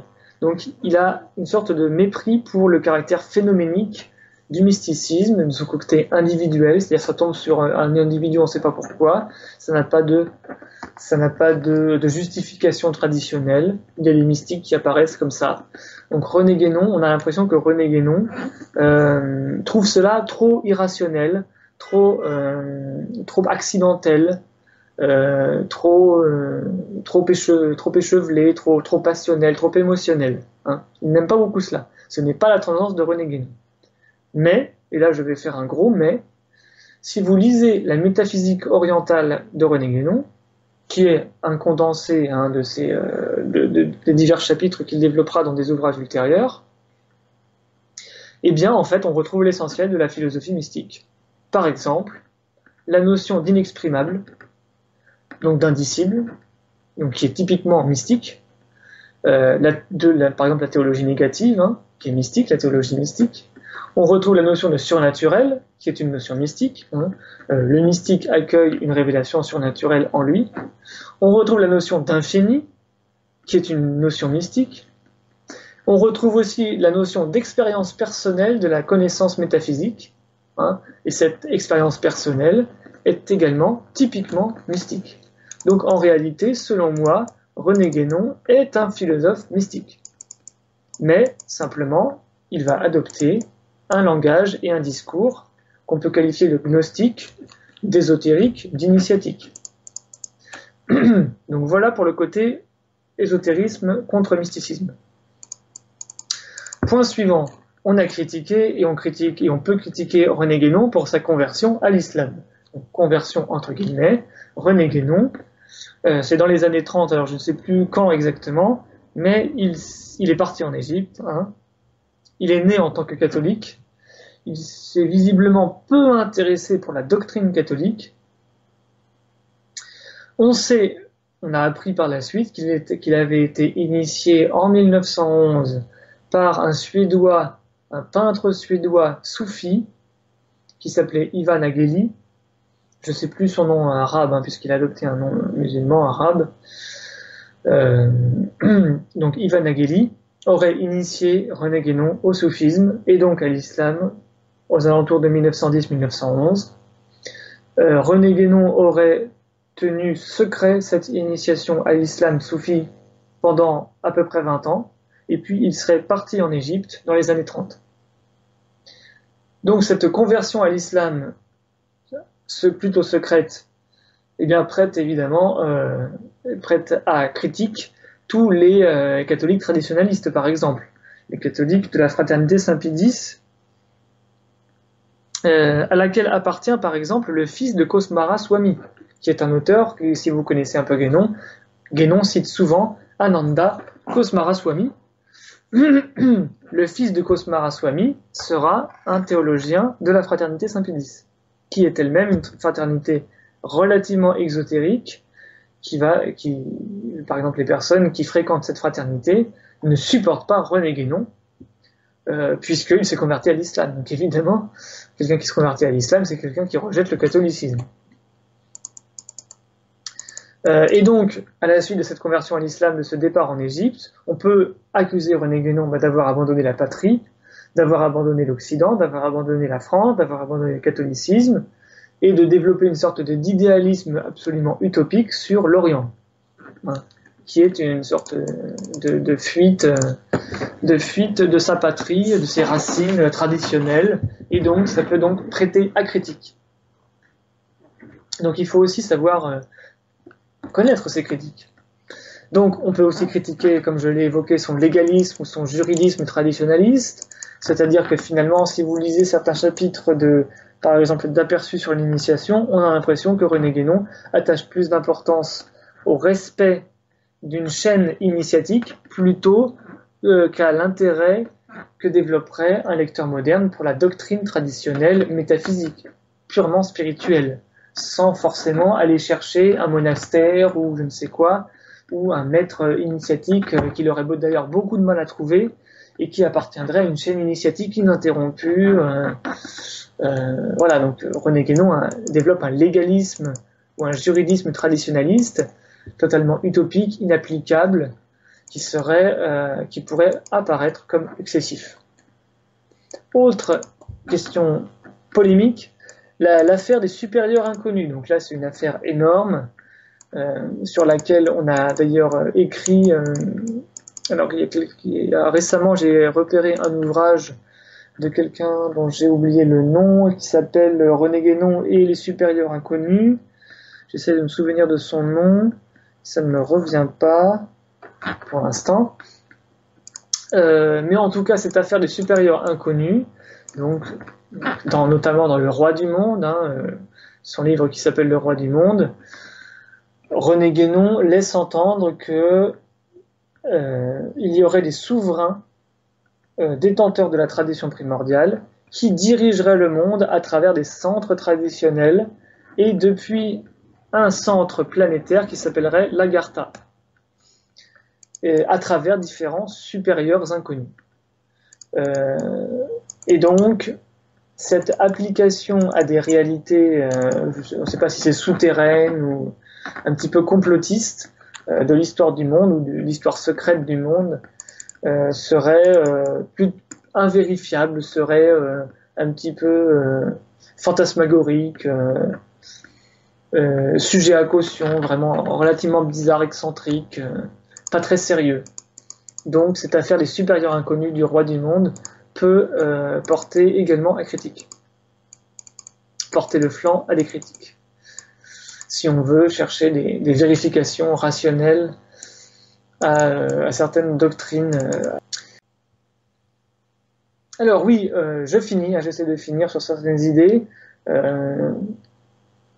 Je reviens, ça me fait revenir sur certains guénoniens. Donc certains guénoniens, que j'ai évoqués tout à l'heure, tombent par la suite dans la critique de René Guénon. Et donc ils retournent leur veste, ils disent que finalement René Guénon c'est pas vrai, René Guénon c'est de la falsification, que René Guénon c'est trop limité, que René Guénon c'est un musulman qui est parti en Égypte et puis qu'il n'est plus valable, ou bien que René Guénon c'est trop métaphysique, c'est trop au-dessus de nos têtes, c'est une fumisterie un petit peu trop nuageuse ou je ne sais quoi. Et donc certaines personnes rejettent René Guénon de cette manière. Et là, on comprend que René Guénon, c'est quelque chose de tellement fort que, selon le maxime qu'il évoque à plusieurs reprises, le meilleur devient le pire. Je ne sais plus quel est en latin. Il cite souvent cette maxime en latin, maxima pessima est, c'est-à-dire que le meilleur devient le pire chez quelqu'un qui n'a pas compris, par exemple, la doctrine traditionnelle, qu'il n'a pas véritablement assimilée. Eh bien, il va transformer tout ce qu'il a appris, malgré tout, en quelque mauvais, en quelque chose de pire. Et donc, il va rapporter, par exemple, sur une sphère inférieure, ce qu'il a appris des sphères supérieures de la doctrine traditionnelle. Il va dégrader, il va corrompre une pensée supérieure en la rabattant sur une sphère inférieure. Et donc, différentes personnes qui ont lu ou qui ont appris quelques doctrines guénoniennes, vont la rabattre sur des sphères inférieures, de manière polémique, de manière critique, de manière caricaturale, de manière incomplète, et vont donc déformer la pensée guénonienne. Par exemple, ils vont, et là je parle même de certaines personnes comme Jean Borella, qui est un auteur très sérieux, qui est un auteur reconnu, qui a écrit de nombreux ouvrages et qui est considéré comme un disciple de René Guénon. Eh bien, même lui, je le vise par là. Ces gens-là vont faire retomber René Guénon sur un plan exotérique, alors que donc ils vont juger René Guénon sur une échelle exotérique, alors que René Guénon se situe véritablement dans une supériorité ésotérique, initiatique ou métaphysique, si vous voulez, qui surplombe tous les exotérismes.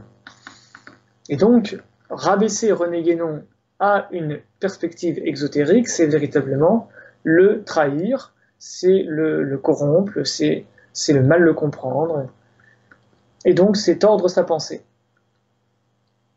Donc et ces gens-là ne comprennent pas que renier Guénon, eh ben, c'est en réalité renier toute religion et toute spiritualité véritable.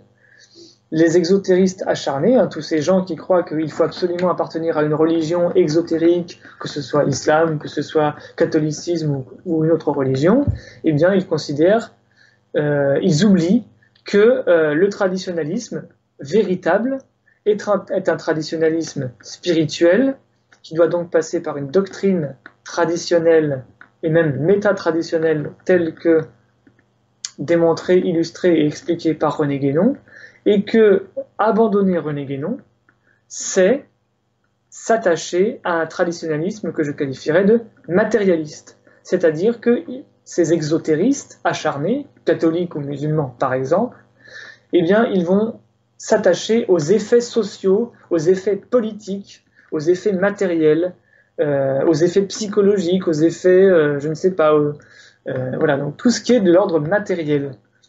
Alors qu'en réalité, cet ordre matériel qui est de l'ordre des effets devrait être transcendé par, et donc dépassé par la sphère et par la perspective métaphysique spirituelle.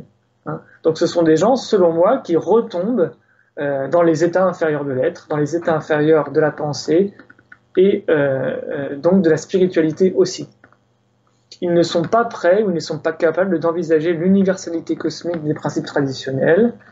Leur conception de l'être, je parle toujours de ces exotéristes catholiques ou musulmans qui sont devenus un petit peu des fanatiques de la religion exotérique, eh bien, leur conception de l'être se trouve drastiquement restreinte, foncièrement mesquine d'un point de vue métaphysique.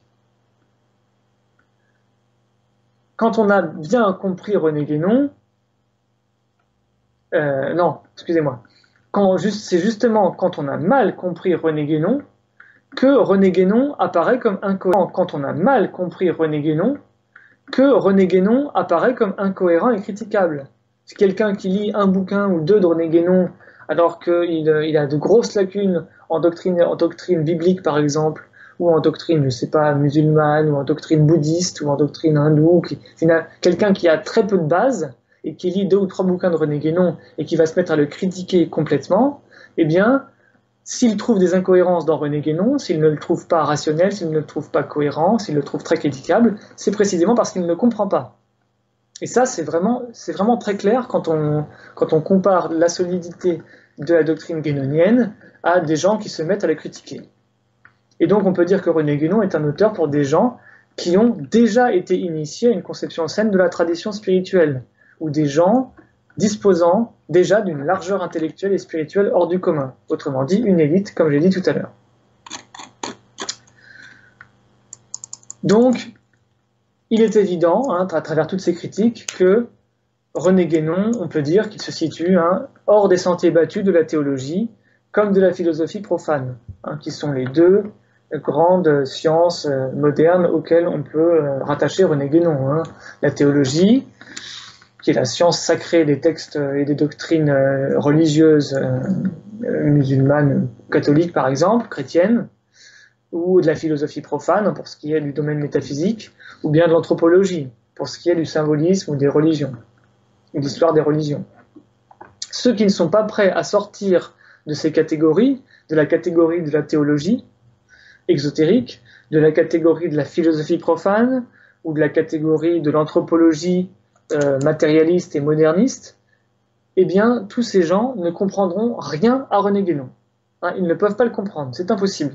Même s'ils ont un haut niveau d'intellectualité, formel, on va dire, ou conceptuel, même s'ils ont des savoirs importants au niveau historique, ou au niveau des cultures, ou au niveau de la sociologie, de l'anthropologie, ils ne comprendront rien s'ils restent confinés à leur spécialité moderne. À un autre niveau, donc à l'inverse, hein, vraiment à l'autre bout de l'échelle des compréhensions, il y a les mystiques. Aujourd'hui, il y a encore des gens qui aiment la mystique, qui se considèrent comme mystiques, et qui là encore ne connaissent pas non plus Guénon, puisque Guénon, comme je vous l'ai dit, critiquait le point de vue mystique. Et donc, Guénon ayant relégué le mysticisme à un niveau inférieur, eh bien, tous ces mystiques vont peut-être s'intéresser un temps à René Guénon, mais ils vont également l'abandonner, puisque René Guénon critique trop la mystique. Donc vous voyez que René Guénon, finalement, on peut considérer qu'il est assis entre deux chaises. Il n'est pas mystique, à proprement parler, il n'est pas scientifique, il n'est pas théologien, il n'est pas philosophe, il n'est pas anthropologue, il n'est pas mystique non plus, de l'autre côté. Donc finalement, du côté subjectiviste, si vous voulez, du côté transcendant, hein, mystique transcendant. Et bien finalement, les gens qui n'arrivent pas à se détacher de leur catégorie, soit mystique, soit scientifique, ne comprendront jamais René Guénon. Et donc je termine sur une petite liste des ennemis de René Guénon. Donc, quels sont les ennemis de René Guénon? Quels sont les gens que René Guénon attaque? J'ai distingué 4 catégories. Donc René Guénon attaque les profanes, les laïcs et les athées, évidemment. Deuxièmement, les occultistes, les devins, les médiums, les spirites, qu'il considère comme bornés aux facultés inférieures de la spiritualité et des facultés subtiles, ce qu'on appelle l'astral. Troisièmement, les mouvements spirituels modernes. Tous les mouvements spirituels ou religieux modernes sont disqualifiés par René Guénon. Et quatrième catégorie, les exotéristes intégristes, dont j'ai parlé, les catholiques tradis, les musulmans wahhabites par exemple, qui ne supportent pas l'idée qu'il existe une autre tradition religieuse justifiée que la leur, et dont d'ailleurs ils n'ont souvent qu'une connaissance très faible, très restreinte, et qui n'arrivent pas à tolérer l'idée d'une tradition universelle, d'une tradition primordiale, d'une tradition méta-religieuse, au-dessus de leur particularisme religieux. Donc voilà, j'en ai fini pour cette introduction, et n'hésitez pas à me poser vos questions.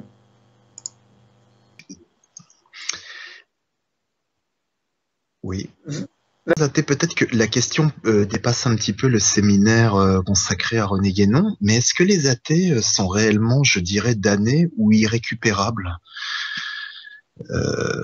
Bon, c'est une question peut-être pas évidente, mais apparemment, j'ai l'impression vraiment que les athées sont vraiment en dehors, enfin, pas seulement chez René Guénon, mais par rapport à un plan de pensée général, quoi.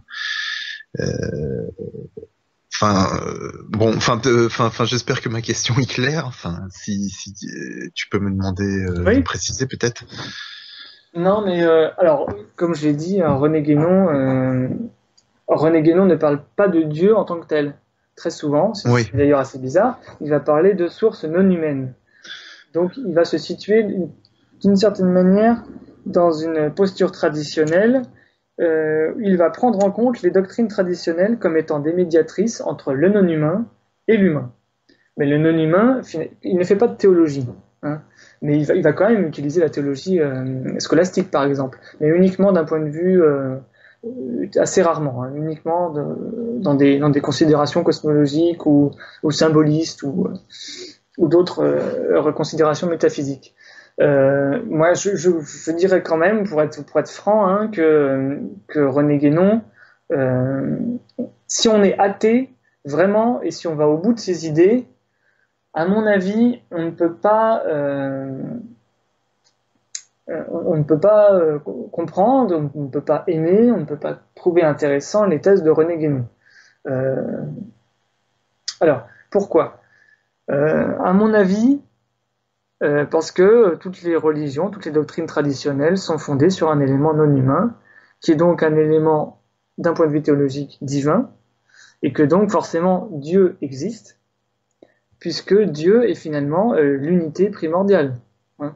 Dieu, c'est l'unité primordiale, c'est l'état inconditionné de l'être. Hein. Dieu, c'est l'état inconditionné de l'être. C'est-à-dire que si cet état inconditionné n'existe pas, eh bien, ça veut dire que l'initiation n'existe pas, puisque l'initiation le stade ultime de l'initiation, c'est l'intégration à cet état inconditionné de l'être. Donc, c'est l'union à Dieu, c'est l'union mystique. Hein. Et cette union mystique, on la retrouve chez les hindous. Vous lisez la Bhagavad Gita, qui est un texte passionnant, qui est relativement court et relativement compréhensible. Idée d'union mystique. Vous le trouvez dans le soufisme, et vous le trouvez dans le christianisme, évidemment, dans le mysticisme chrétien. Vous le trouvez aussi dans l'hermétisme, hein, l'union mystique. Dans le bouddhisme aussi, me semble. Donc,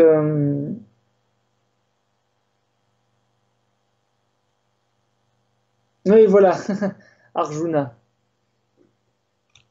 Arjuna dans la Bhagavad Gita. Donc, l'athéisme, à mon avis, la tendance athée, c'est très difficile de trouver, de percevoir vraiment le fond de la doctrine guénonienne quand on est athée, c'est-à-dire quand on ne fait même pas l'hypothèse d'une divinité qui serait l'horizon des états supérieurs de l'être, de l'inconditionné, du non-être. Hein, on peut mettre en parallèle ce que dit Maître Eckhart sur Dieu. Maître Eckhart dit qu'il faut nous libérer de l'idée de Dieu. Je prie pour que Dieu me délivre de Dieu. Hein, c'est une des doctrines de Maître Eckhart. Et ben René Guénon, il va dire exactement la même chose, mais en utilisant un autre langage. Il va dire que l'être doit se délivrer de l'être pour parvenir au non-être, c'est-à-dire à l'état inconditionné, qui n'est même pas celui de l'être, puisque l'être est déjà un conditionnement. Donc c'est exactement la même idée que Maître Eckhart, mais formulée différemment. Je pense qu'on n'arrive pas à percevoir l'unité et vraiment la solidité de la doctrine guénonienne si déjà faut connaître les doctrines religieuses. Et les doctrines religieuses, elles ont l'intérêt que si on adhère à une religion, hein, plus ou moins. Puisque si Dieu n'existe pas, les religions n'ont pas tellement d'intérêt. Si Dieu n'existe pas, les religions sont des fumisteries. Si ce sont des fumisteries, ce ne sont pas des sciences sacrées. Donc la doctrine traditionnelle n'est pas justifiée. Donc finalement, tout ça n'a aucun sens. Donc c'est comme ça que je répondrais, même si moi, ma posture, c'est une posture qui est respectueuse des exotérismes, mais aussi extrêmement critique des exotérismes. Donc pour moi, on n'a pas à adhérer de manière fanatique à une institution humaine avec un bureau, avec un siège social, avec etc. pour gagner le salut, si tu veux. Donc moi, je suis assez anarchiste. Voilà, je suis un anarchiste spiritualiste guénonien. Mhm. Alors, il y avait d'autres questions. Il a écrit tout un livre sur Dante, oui. Est-ce que ça contredit ce que j'ai dit ou est-ce que ça... Alors, c'est Jérôme... Oui. Je vais essayer de parler par le micro. Si jamais ça coupe, j'écrirai. Vas-y. Tu as dit qu'il avait un profond mépris pour le mysticisme. Alors, c'est vrai que j'ai souvent tendance à associer mysticisme et catholicisme, mais il avait quand même une profonde connaissance des écritures sacrées, de la Bible, et comme j'ai dit, de la Divine Comédie. Donc, je pense pas que c'était un mépris du mysticisme. Il était assez, je suis sûr que même, je me souviens pas qu'il ait cité saint Thomas d'Aquin, mais je suis pratiquement sûr qu'il avait un profond respect pour Saint Bernard. Il a écrit un petit livre sur Saint Bernard. Il avait quand même un profond respect pour les vrais mystiques, non? Alors, ça tient à ce qu'on entend par mystique. Hein. Qu'est-ce que c'est que la catégorie du mysticisme? À mon avis, si on demandait à René Guénon dans quelle catégorie il classe Dante, dans quelle catégorie il classe Thomas d'Aquin, il ne les classe pas parmi les mystiques. Il va les classer parmi les métaphysiciens d'une doctrine traditionnelle qui est le catholicisme traditionnel. En ce qui concerne Bernard de Clairvaux, Saint Bernard, eh ben, il va dire que c'est un fondateur d'un ordre traditionnel initiatique qui est l'ordre cistercien, donc l'abbaye de Cîteaux, qu'il a aussi participé à la fondation des chevaliers du Temple, et donc à une chevalerie traditionnelle. Et là, ça n'a pas de lien avec le mysticisme, hein. Ça n'a pas de lien précis. Il va plutôt avoir la perspective de société initiatique qui est soit le monastère, enfin, soit le monachisme cistercien, soit la chevalerie templière. Mais du coup, ce n'est pas une perspective mystique. La perspective mystique, c'est comme je l'ai dit, c'est Sainte Thérèse d'Avila, c'est Sainte Thérèse de Lisieux, voilà. Ça, c'est le mysticisme, on peut dire moderne, si tu veux. Mais il y a eu des mystiques avant. Il y a la théologie mystique de Maître Eckhart, par exemple, que Guénon n'évoque pas. Alors, si tu cites Dante, René Guénon classe Dante pas parmi les mystiques, mais parmi les initiés, les fideli di amore, hein, c'est-à-dire associés soit aux Rose-Croix, soit aux hermétistes, donc d'une sorte de société initiatique chrétienne. Hein, mais en réalité, ce n'est pas un mysticisme pour lui. Donc j'ai le mauvais terme mystique à la base. Voilà, René Guénon ne va pas l'utiliser. Il va avoir un mépris pour la catégorie du mysticisme.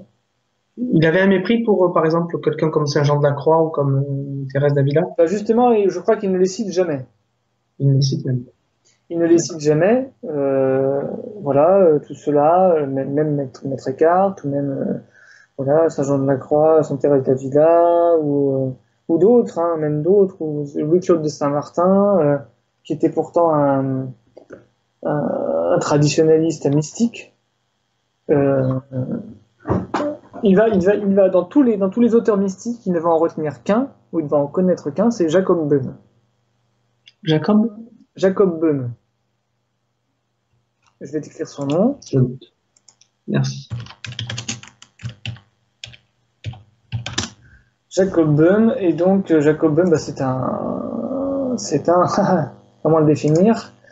C'est un mystique chrétien, un écrivain mystique chrétien, illuministe, donc du début du XVIIe siècle, qui développe une sorte de cosmologie symboliste extrêmement très étrange, très difficile à comprendre, qui est probablement associé qui a des concordances avec l'hermétisme, c'est-à-dire le symbolisme alchimique, mais réinvesti d'une manière extrêmement nouvelle. Et il faut savoir que Jacob Böhm est considéré comme le fondateur de la philosophie allemande. On ne le sait pas assez, c'est-à-dire que même Hegel, donc Georg Friedrich Hegel, le grand philosophe allemand du première moitié du XIXe siècle, se fonde sur Jacob Böhm. C'est notamment sur Jacob Böhm qui va fonder la dialectique, la fameuse dialectique hegelienne, qui va influencer beaucoup de monde comme Marx, sont fondées sur les idées de Jacob Böhm, qui est un pur mystique. Mais un mystique gnostique, et c'est ça qui plaît à Guénon. D'accord.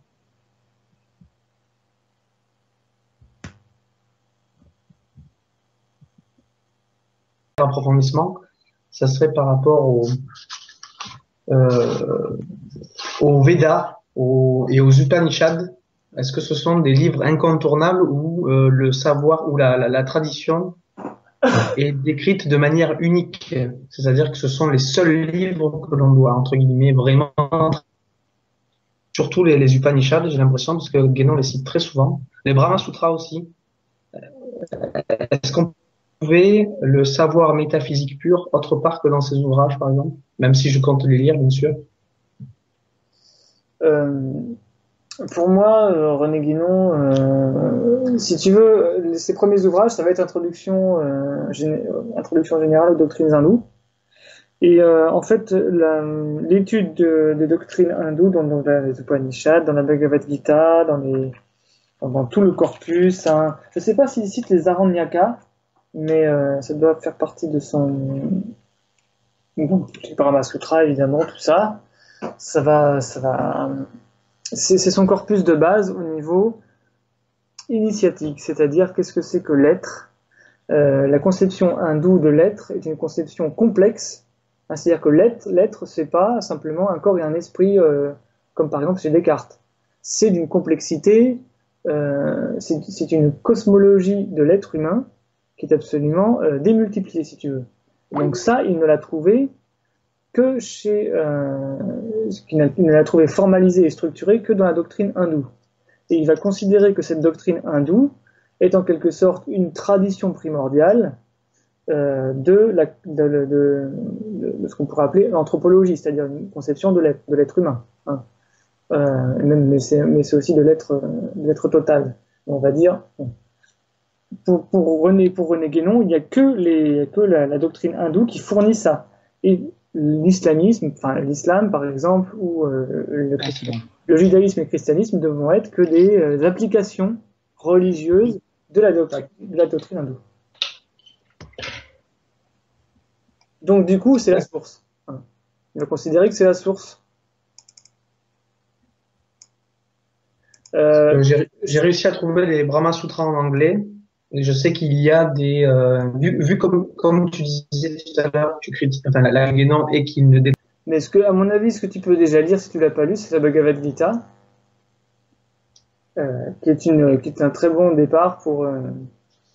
Ah oui.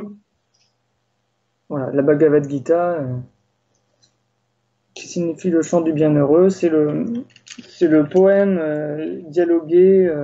En fait, c'est l'initiation d'Arjuna, c'est-à-dire le grand guerrier du Mahabharata, donc de la grande épopée hindoue. J'ai très très peu de connaissances sur le Bhagavad Gita. Je peux m'en procurer un bel exemplaire, mais la plupart des textes que j'ai lus sont très sentimentalistes. Est-ce que je me trompe complètement? Guénon te dirait non. D'accord. Alors, si tu veux, tu le lis, on peut en parler une prochaine fois, mais... D'accord. Non, c'est vraiment une perspective qui est... On peut pas parler de sentimentalisme, hein, c'est vraiment guénonien. C'est vraiment métaphysique. Oui, c'est vraiment une conception de la vie qui est dans une sorte de... Guénon n'est pas chrétien, il n'a pas une sorte d'inquiétude eschatologique, si tu veux. Hein. Ou alors, Oui. c'est quelque chose qu'il connaît relativement peu. Cette inquiétude eschatologique caractéristique du chrétien, qui a peur du salut, qui a peur de la fin du monde, qui a peur du jugement dernier, etc. L'hindou, il est un petit peu pareil, il n'a pas peur de... Bon, même s'il y a une doctrine de la fin du monde aussi chez les hindous, mais il y a une conception de l'être qui est le yoga, hein, la sérénité. Donc, il y a quelque chose qui est une sérénité profonde par la connaissance métaphysique. Et on retrouve ça dans la Bhagavad Gita, c'est-à-dire que, en fait, Arjuna, justement, est quelqu'un il panique, en fait, ça commence par une panique. Et puis, le Bhagavad, c'est-à-dire le bienheureux, qui est Krishna, et qui est d'ailleurs, en fait, à lire la Bhagavad Gita, il y a vraiment une identification qu'on peut faire au Christ. Mais bon, on va dire que c'est Krishna, hein, que c'est hindou. Krishna va rasséréner Arjuna et le remettre dans le droit chemin du Dharma. Il va lui faire accepter son devoir, si tu veux, son destin. Donc, et ça, c'est typiquement guénonien. C'est-à-dire il faut accepter une sorte de destin immuable, même s'il y a une sorte de volontarisme qu'il faut réhabiliter dans la démarche initiatique. D'accord. Donc, tu me conseillerais de commencer par les Bhagavad Gita plutôt que les Upanishads? Ah oui, de toute façon, déjà, je pense que c'est plus court. Et les Upanishads, c'est... tu peux déjà lire Introduction générale aux doctrines hindoues, hein, de René Guénon. D'accord, très bien. Mais la Bhagavad Gita est vraiment une très bonne introduction à tout ça. Alors, il y avait une question de Link. Vers quoi souhaites-tu orienter les prochains séminaires? Donc, le projet, c'est de faire les prochains séminaires sur Aperçu sur l'initiation. Donc, son ouvrage de 1946, où il reprend un certain nombre d'articles qu'il a fait et en fait, il les structure. Une lecture commentée, oui. Alors, je ne vais pas lire en entier, hein, mais oui.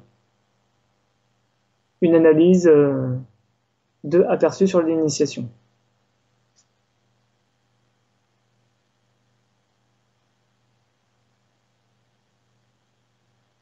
Le roi du monde, ça réclame trop de vérifications. Le roi du monde, ça réclamerait trop de vérifications, ça réclamerait de relire Saint-Yves d'Alvèdre, ça réclamerait de lire tous les autres auteurs qu'il cite, et ça part plus dans tous les sens. Tandis que Aperçu sur l'initiation, ça donne une structure qui est beaucoup plus linéaire et qui est déjà une bonne base.